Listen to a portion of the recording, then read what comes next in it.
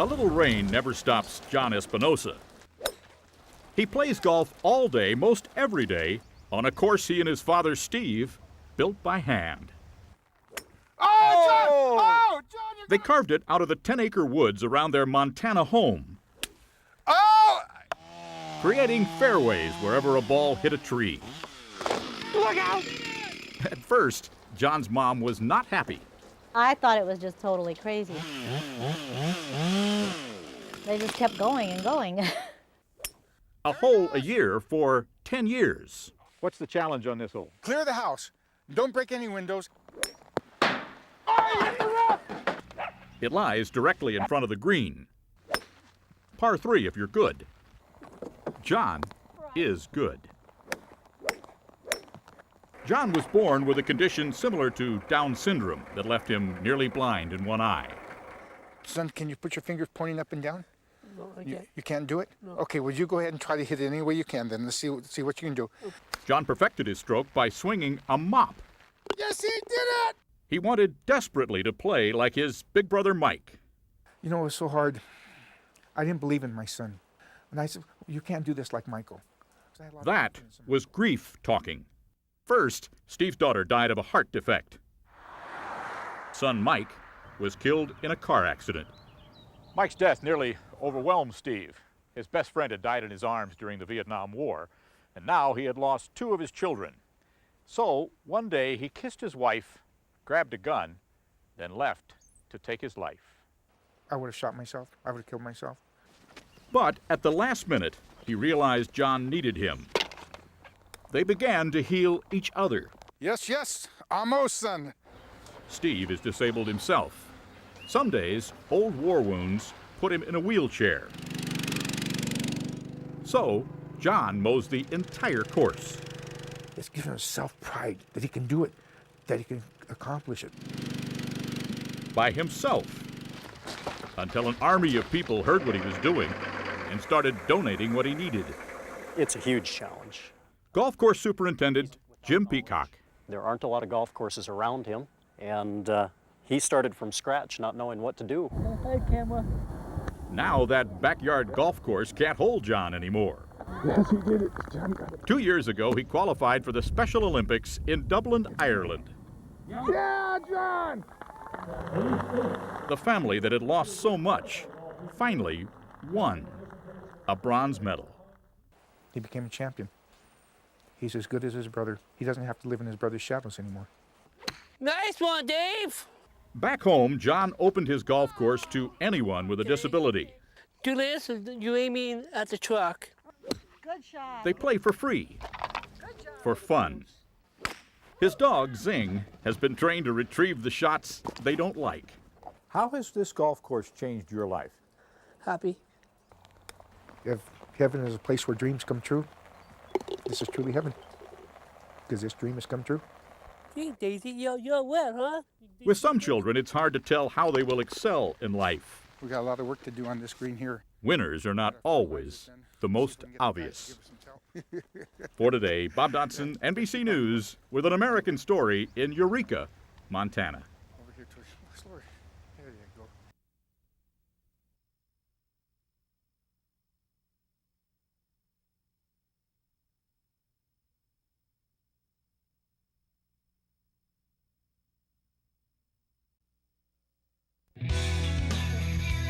This portion of Today is brought to you by Kleenex Tissue.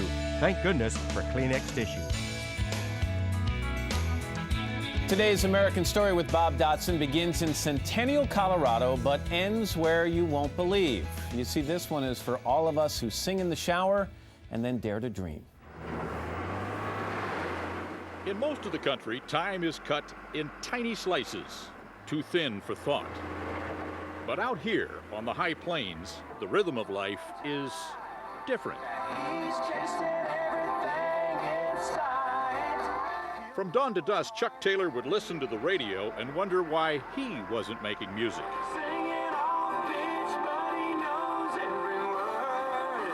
Look around you, there's beauty and music everywhere. I wanted to do my part.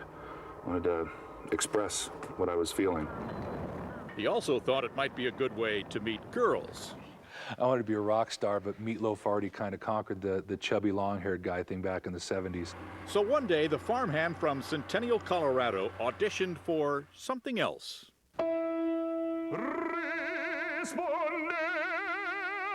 Elizabeth Elliott, the opera director in Fort Collins, was stunned. Brought tears to my eyes.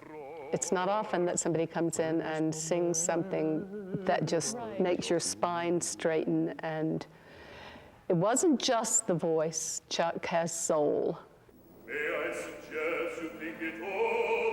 Just 18 months after this first role in Colorado, he won a national audition to sing full-time at the Metropolitan Opera in New York City.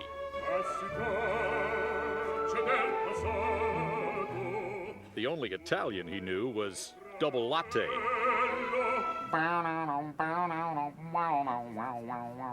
You know, I'm a college dropout. I was a high school dropout before that. I could barely read them little black dots on the page. You're a Metropolitan Opera singer. You can't. How do you do it? I hire somebody or have a good enough friend that plays piano to plunk down the notes on a mini disc recorder for me.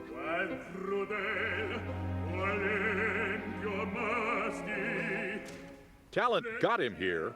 Hard work put him center stage. This month, 6 years after leaving the farm, Chuck, now Charles Taylor, has a leading role in the largest opera house in the world. I still fight with the feeling of being a fraud. But he has lived the kind of life they write about in operas. I should be dead, you know, or at the very least probably in jail or in a box somewhere, you know, begging change. And here I am living this dream. Taylor loved hitting high notes, but loved getting high better. He was kicked out of school for drinking, started taking drugs, eventually ended up homeless and living in a van. At 24, after the deaths of several of his friends, he hit bottom. I really thought I was helpless and hopeless. Take time, go back and work until this into your music voice became his slowly lifeline. again. So you're trying to woo this chick, all right? Okay. So, woo me. Chuck is also teaching at Colorado State University, the school he did not graduate. It's better. Better? It's better, yeah, yeah. You're one big Cinderella to them. You should see me in a tutu. Do you know Ricky Martin? He has learned to have fun without drugs. Not serious, but sober 11 years.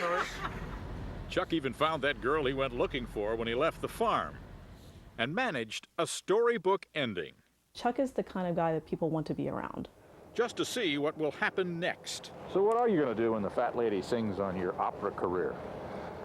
I'm gonna get back home, get back out here. Where the rivers twist and turn, a mirror of his life.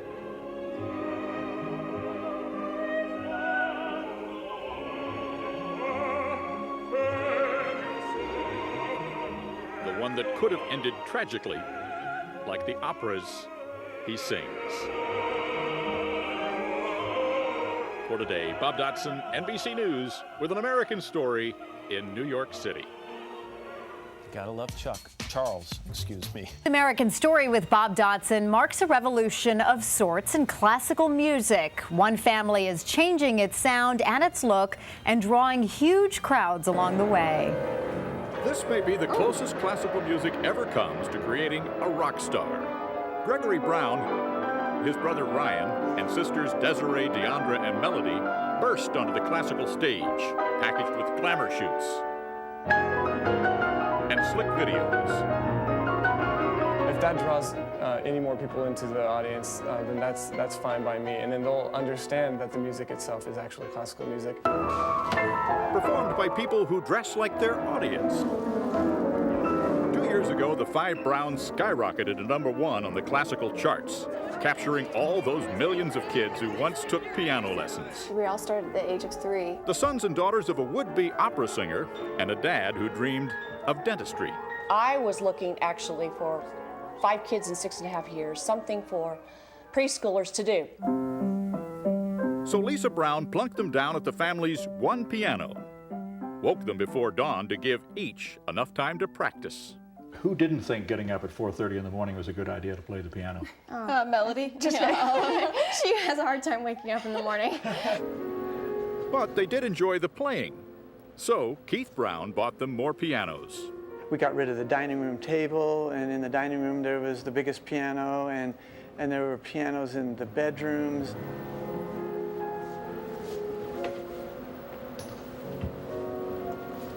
Still, kids being kids, they sometimes wanted to play the same one. I'll bet in the beginning it was all elbows and fingers and it looked like a train wreck. Yeah, we're arguing over whose hand's gonna go where. Until Mom and Dad got them piano lessons. The piano lessons cost more than the house payment. But they paid off. The Browns got into Juilliard here at Lincoln Center in New York City. All 5 at the same time. A first for one of the world's most competitive schools. The 4 oldest now have master's degrees. You'd expect that level of competition could cause problems, since each is a world-class performer. We're all pretty stubborn, and we're all pretty sure that our way is the right way. How do you keep from tearing the group apart? We just have to take a vote. There's 5 of us, there's an odd number, and it usually ends up working. Like the Supreme Court. But that's how they managed to make 50 fingers and 5 pianos sound like one. On their latest album, Browns in Blue, with guest artist Chris Bodie.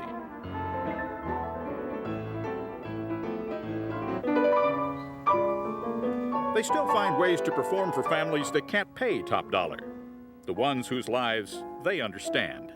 Yeah, how can you expect to relate to people that are coming to your concerts if you don't have any idea what is going on in their world?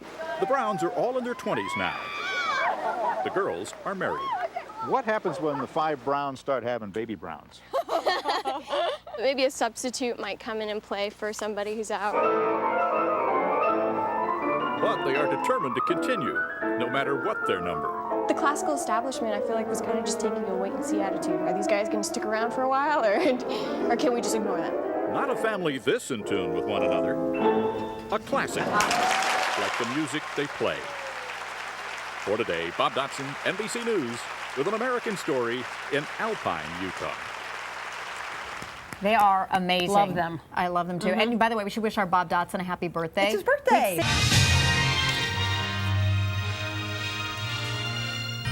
Today's American Story with Bob Dotson comes from a living ghost town, a small town in the American West with a very big heart.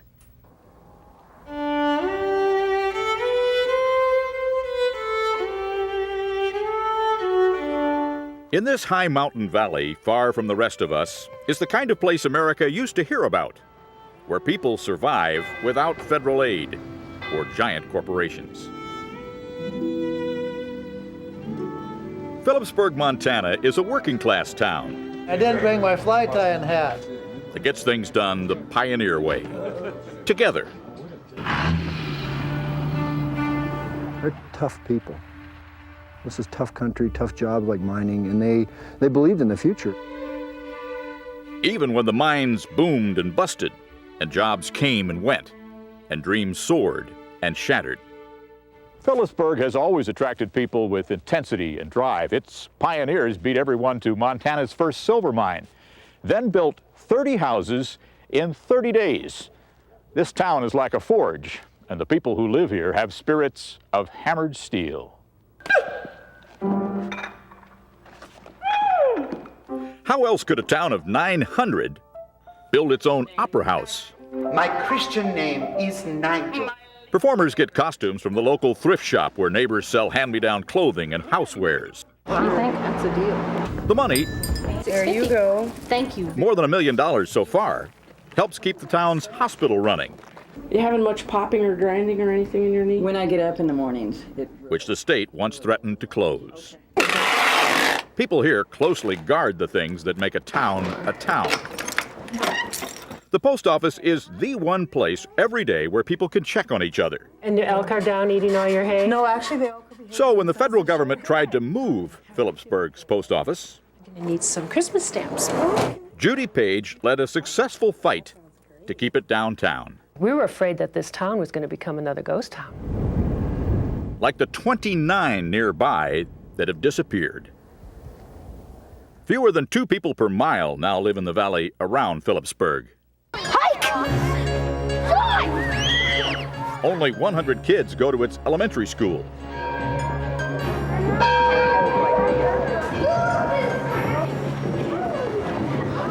Maggie, did you lose some more teeth?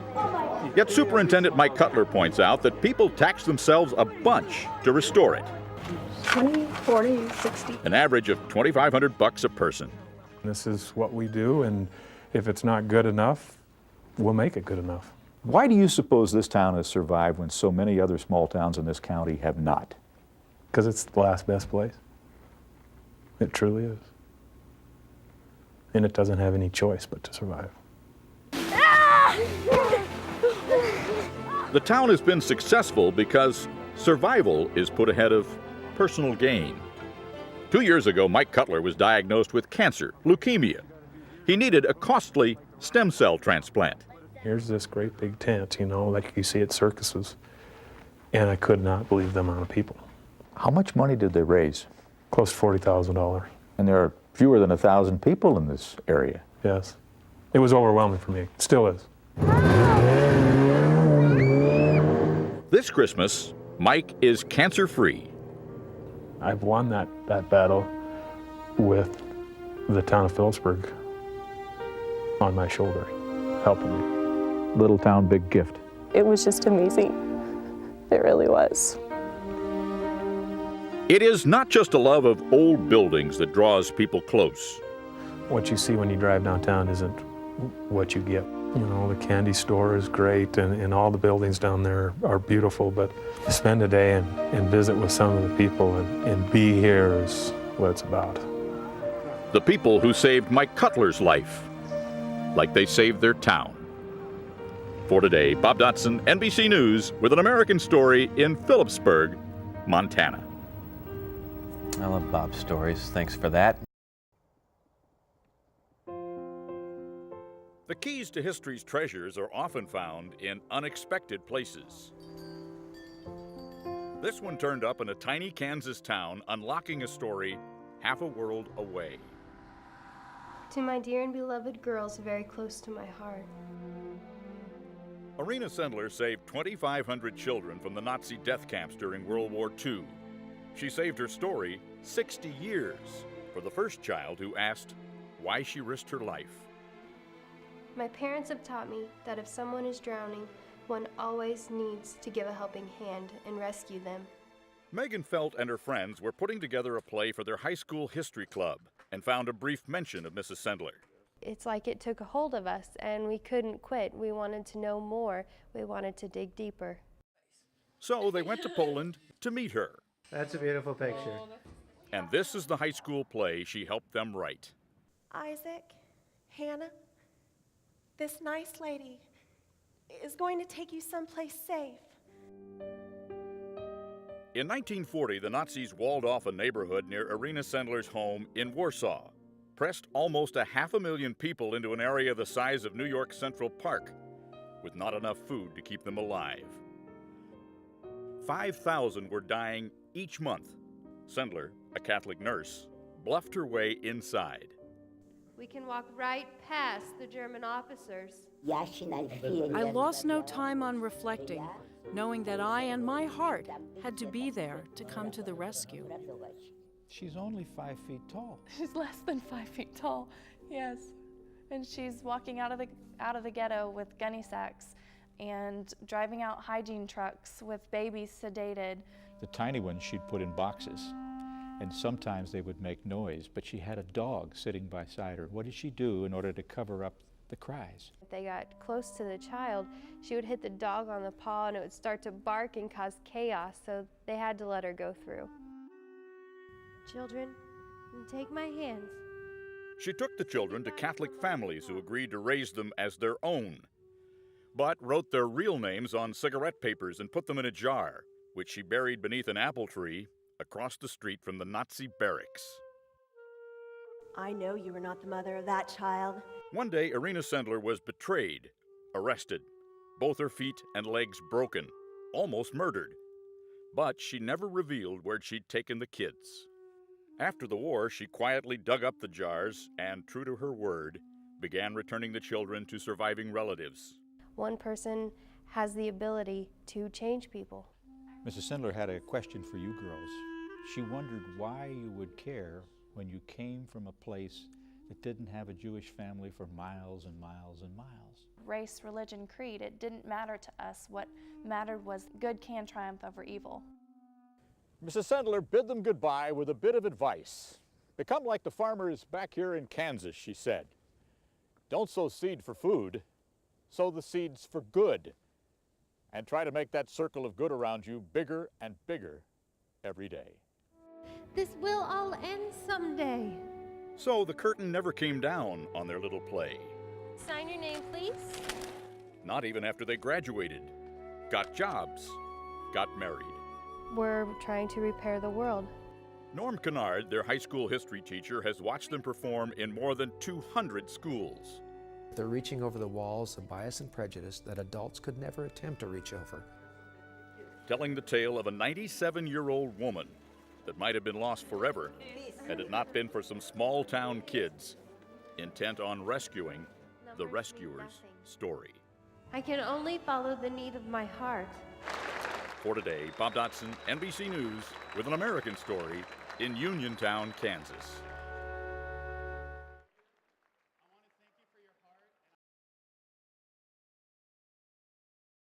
Matt this morning on today's American Story with Bob Dotson, a man who began to see the day he went blind.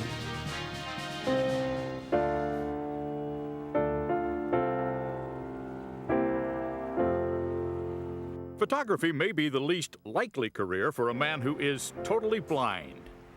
But Pete Eckert believes you don't have to see to have a vision of what life can be. I found that my other senses brought enough information to my mind's eye to establish some kind of link to the outside world, a visual link. He shoots in familiar places, places he'd been before going blind. A Braille compass helps him find the light. Pete memorizes the room, making mental notes of where sounds bounce off corners. So when I hear something, I automatically translate it into a visual image. Now he can sort of see sound. It doesn't have anything to do with traditional vision. You know, I can see it in front of my eyes, but I can also see through my skull and see, like right now I can see my fingers moving. Blindness rewired his brain to feel the sounds that bounce off bones, sort of like an X-ray. My voice bouncing off the walls behind you wraps around you as it returns to me and gives me a silhouette of your shape. I'm right here. Pete can tell where to place his camera and frame his shot simply by following the outline of that sound. Simple stuff. Not so simple. I've taken pictures for years. The heads still keep getting chopped off. I'm going to draw over your image right now with the laser. He works in darkness and paints with light. I'm going to leave some free space there, and you're right there. Creating an image like no other. Pete's art so impressed Susan Finkelman, she asked him to create a portrait at her wedding, entrusting the biggest moment of her life to a blind man. It's a spiritual moment under a spiritual canopy, and Pete's photography captures what no other photograph could have possibly done. Susan's husband, Joe, a professional photographer, helps Pete pick the right pictures. It looks like there's a ghost image. Okay, that's what I was looking for. Okay. All right. While it's still fresh in his mind's eye, Pete scratches more detail on the negative, adding what only a blind man can see. I'm not trying to express your world. I'm trying to express my world. What do you see now that you didn't see when you had your sight? The value of life. Pete was just 28 when he began to go blind. Doctors diagnosed retinitis pigmentosa, an eye disease that adds a layer of darkness every day. Before his sight faded, Pete raced to prepare, earned college degrees in sculpture, ceramics, and design. For fun, he became a black belt in the art of self-defense, then challenged non-believers to fight him. There's a lot worse things that can happen to you than blindness. If you spend too much time, crying, you're going to miss it. All of us see selectively. We filter sight through emotion, ignore what does not interest us. Pete Eckert walks a dozen miles a day, searching for anything that will light the darkness of his mind. Even the small sounds we overlook. Perhaps that's why his pictures are so stunning. He sees more than most. For today, Bob Dotson, NBC News, with an American Story in Sacramento, California. Beautiful pictures, I think. It's wild. And instructive in terms of what we don't see in our own lives. Anyway, coming up next, a man who says he can read your baby's mind after your local news. Tomorrow, live from Cuba, an unprecedented broadcast. Matt Lauer on Today. A rare look inside Castro's Cuba on Today on NBC. Friday, Rihanna. A good girl gone bad. Hot and rockin' the Plaza. A Toyota summer concert. Only on Today on NBC. This morning on Today's American Story with Bob Dotson, you'll meet a man who's traveled 15,000 miles through 29 states. The cost? A few tanks of gas and a few strokes of the brush.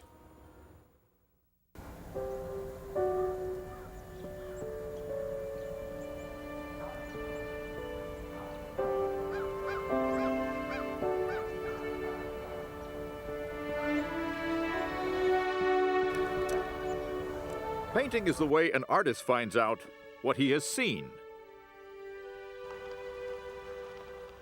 Jim Mott has seen more than most. Since September, he's crisscrossed the country 1,000 miles a week, trading his landscapes for hospitality. That's nice. Rebecca Kroll offered a few nights in her family's home. Whoa. Oh, shit. What's it like now? Oh, it's still there. Oh, it's better now. Would you like some coffee? Okay. It's astonishing. I mean, I can't imagine traveling around and staying with people I don't know and painting under a certain amount of pressure while people are watching.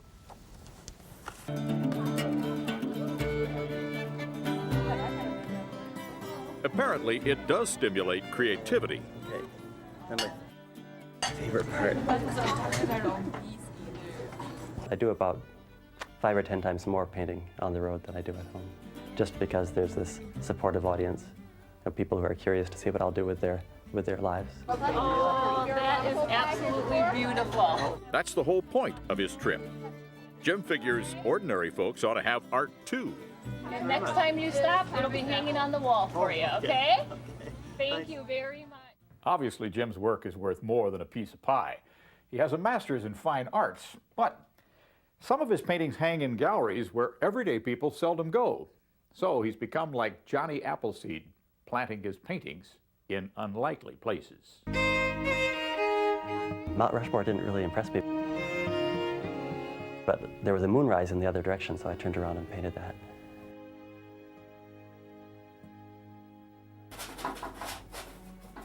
Jim seldom paints traditional landscapes.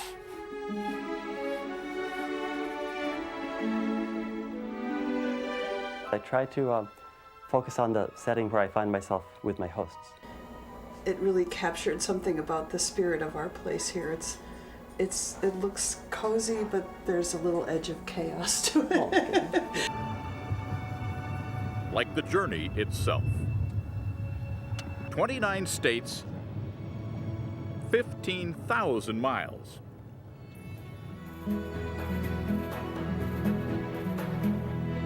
Before this trip, Jim Mott mostly stayed home in upstate New York. I don't really like traveling. For me, a change is just watching a different cloud roll in over the same landscape. So why would a successful 47-year-old artist push himself like this? I felt that art was too disconnected from everyday life. Still, he decided to wander without a cell phone, computer, or BlackBerry. Forced himself to talk face-to-face with the people he met. I traded one of these for a meal at a cowboy bar. Oh, there you go. Very nice. Sometimes I just want to be back home, though. Did you have a day when you second-guessed this decision? I mean, usually nights. The one time I got put in a cabin in the woods and was promised the most peaceful night of my life, there happened to be pack rats in the ceiling. I put a little radio up in the attic and played country music, and it subdued the pack rats. The only thing that terrifies Jim Mott is a succession of ordinary days. What did you find in America you didn't expect? Being able to trade art for a speeding ticket. A speeding ticket? The judge allowed me to trade art for the fine art. Just like the court ruled. For today, Bob Dotson, NBC News, with an American story in Osseo, Wisconsin. That was beautiful. Yeah. Up next, an art of a different kind, some savory French sauces. The recipes after.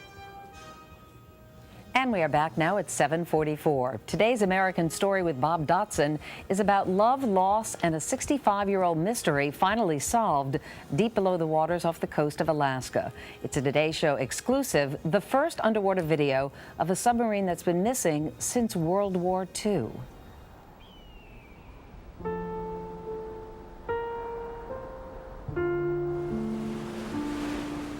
The sea holds many mysteries, but few detectives as dogged as John Abele. And it's really between Segula and the Kiska Peak. For 6 decades, he and his brothers Brad and Bruce have been searching for a missing World War II submarine, the USS Grunion. Their father, Jim Abele, was the skipper. It's a matter of sort of closing the door on a room that you've had questions about for a long time. The turning point came when a Japanese historian found a lost account of the Grunion's last battle. It disappeared in 1942 while patrolling the ocean between Japan and Alaska. Last summer, the brothers circled close, 12 miles north of Kiska, at the western tip of the Aleutian Islands. We've passed over it several times. Now, John is back with an underwater camera to see what happened to those 70 men. Let's go ahead and go down, Mike. Somewhere in that murky darkness, a mile beneath the boat, is their grave. Oh yeah, there it is to the left. What's that? Is that a hatch back there? An open hatch. It holds a big clue. You could not open that hatch if there were more than a foot of water. It had to be on the surface. Japanese eyewitnesses say the Grunion was surfacing, trying to finish off a cargo ship it had torpedoed. But the freighter fired back 84 times. A dull thud, then dead silence that stretched 6 decades. The submarine was going down at a steep angle, perhaps 45 degrees. It ski jumped off an underwater volcano, breaking the bow, then slid down a steep slope, gouging a trail still visible after 65 years. It looks like a road in the woods, 2 tracks. Scattered in bits and pieces, like a board game that ended angrily. Did you find any remains? No, at this depth, even bones would dissolve totally, and certainly over this time frame. But not memories. The rest of her life, the Abele's mom wrote letters to everyone who had someone on the Grunion. But as the years went by, they lost touch with the crew members' families. So when the search for the sub heated up, so did the efforts to find them again. A task at times as tough as locating the Grunion. Somebody in this world had to know who they were. This is Mary Bentz calling. Mary Bentz found the last one the morning after they discovered the sub. Her Uncle Carmine was aboard the boat. They're alive to us. And maybe it sounds a little quirky, but they are alive. That's a relief for Donna Francis. Her dad was a newlywed the day he shipped out. Don Welch died without ever meeting his only child. In one letter he said, "Parting is such sweet sorrow." And he said, "I'd like to ask the person that wrote that, what's so sweet about it?" At moments like this, years do not flow back into the past, but gather invisibly around us. These men of the Grunion are no longer a list of long-forgotten names because of 3 little boys who grew old looking and found a father who never left their minds.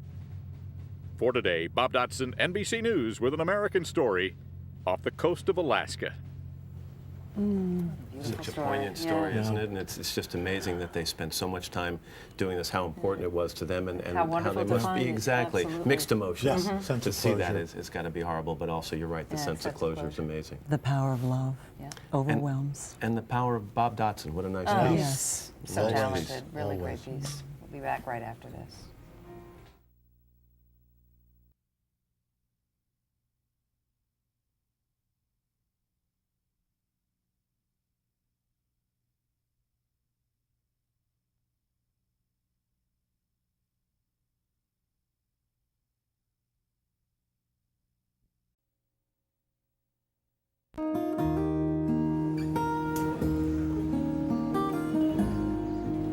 Today's American Story with Bob Dotson comes from Forest, Mississippi, home to a little-known national treasure who's made a big impact on thousands of lives. You can't always tell about a car by its polish. Same with people. Folks in Forest, Mississippi know Jimmy Crudup is good with his hands. But few know what magic they can do. This former truck driver with only a high school education taught surgery for 30 years. Yeah, I couldn't stand the sight of blood. And you don't like needles? Don't like needles. What are you doing in an operating room? I had a family to take care of and 1,000 miles away from home, and I had to have a job. When the trucking business hit a hard time, Jimmy took a job cleaning medical tools at a research lab here at the University of Michigan. He watched the surgeons working, and it all seemed as simple to him as rewiring his old car. So one day he borrowed the doctor's books and began teaching himself. I heard some of the older surgeons talking about this amazing guy, Jimmy. He just watched what these guys were doing and he did it better than them. Sherman Silber was a Michigan med student in the 1960s, struggling when he asked Jimmy for help. I was terrified because I had no manual ability whatsoever. Dr. Silber became one of the pioneers of microsurgery, now one of the leading fertility specialists. Techniques he perfected with tools Jimmy made for him. Jimmy explained to me it's all in the mind, in the brain. It's not really in the hands. They practiced on rats. Once you could do a heart transplant on a rat, it's not a big deal to do a testicle transplant on a human. Of course, Jimmy was not allowed to work on people, but the other professors didn't know how to do microsurgery. So they started sending students to learn what only Jimmy could teach. What was the reaction of the young doctors when they were sent to see you? They didn't know that I was black. They would come over and they said, well, where's Jimmy? I just say, you looking at him. Jimmy had a way of making it pretty obvious by the end of one or two operations that he knew a lot more about this than they did, and then the whole relationship would change. Why didn't you become a doctor yourself? I had a speech problem. I stuttered really bad. But I was just determined that I was going to break myself from studying because I was in a new environment. He did. By then, he was in his late 30s and had 4 children to raise, and all those students. You helped so many doctors to greater fortune than your own. Mm-hmm. What did you get out of all this? Well, I know these doctors was going to be operating on humans, and my reward out of it is that they made them better doctors and they saved a lot of lives, you know. Jimmy's example continues to inspire. Dr. Jules Lynn is the best surgical student this year at the University of Michigan. His name will go on a plaque that bears Jimmy's face. It's perhaps our most important teaching award in the laboratory, and it's named after our most important teacher that we've ever had in the laboratory. Jimmy's retired now, living back in Mississippi. At 79, still taking care of people. You been feeling all right? To his neighbors, he's just that quiet old guy who can fix anything. Jimmy seldom mentions what he's done. What he's done speaks for itself. For today, Bob Dotson, NBC News, with an American story in Forest, Mississippi. An extraordinary American story, and we thank Bob for bringing that to us. Coming up next, the best camping gear for you and your family. But first, on a Tuesday morning, this is Today on NBC.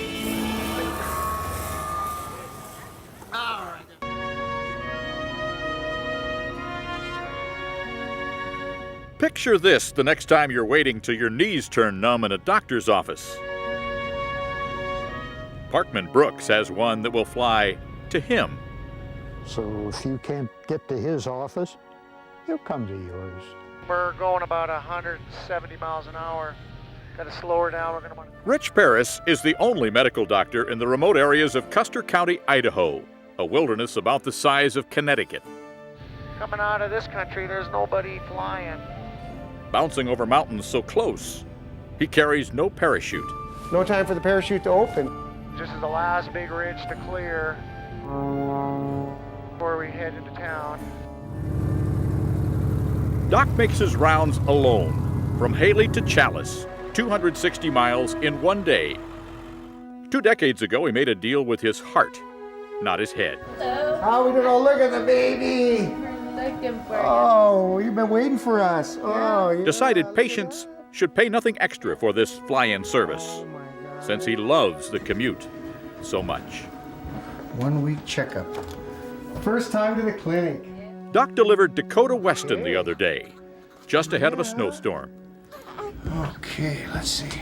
Her mom, Miranda, left just 18 hours later to get home before the blizzard hit. Home is 3.5 hours away.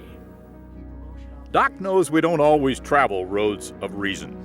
She pooping good? Every diaper change. Dr. Paris moved here after med school so he could ski in nearby Sun Valley, but couldn't find a job. The only one available was in Montana, 300 miles away. Doc would ski all day and drive all night. But an 8-hour commute through these mountains can be a prescription for trouble. So he learned how to fly. I don't know if that many people get to really live out their dream. Loosen it up, stiff. In happy times Just pulling himself up. Uh-huh. and hard times. I'm feeling puny. Flying allows Doc a rare luxury, time to listen closely. I think listening is probably the most important tool that I use on a daily basis. And I really got to thank you again because you saved my life. Really did. We like to do that every now and then. Patients and the plane get the same careful examination. In medicine, you have to make a lot of close calls and a lot of judgments. And in flying, you do a lot of the same kind of judgment. Temperature -7, dew point -12. He has had only one scary moment. Lost power and plowed into a patient's barley field. Oh, I touched down and barley was flying everywhere. Did he ask for something off the next bill? He said, Doc, I don't think I'll charge you for this barley that you harvested out there. Few of us venture out beyond the limits of our settled lives. But Doc sees things the comfortable majority will never see. Just another day at the office. Flying does not make his world go round. It simply makes the ride worthwhile. This is what I call the wonder commute. For today, Bob Dotson, NBC News, with an American story above the Idaho wilderness.